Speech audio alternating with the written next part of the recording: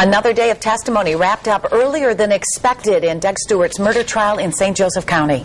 Half a dozen witnesses testified today in less than 2 hours. 24 Hour News 8's Danny Carlson joining us now in studio with more on what those witnesses had to say. Danny? Brian and Susie, we heard over and over again today from people who say they may have seen either Doug or Venus Stewart in several different places in the days immediately after the mother of two disappeared last April. But the one thing all of the different witnesses had in common, no one could say who they saw for sure. A pair of people testified they saw a strange man in his 30s, dripping wet, coming out of a lake last April. Another person went to high school with Venus 15 years ago and says he may have seen her and Doug at a local store in the same time frame as she disappeared.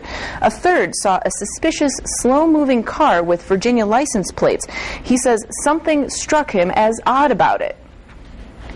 I look at him as I pass. He won't look at me. He turns his head. There is a girl in the passenger seat with her head against the window. And there is some, like maybe a sleeping bag in the passenger seat, buffled up, and maybe a pillow or some objects in the passenger seat.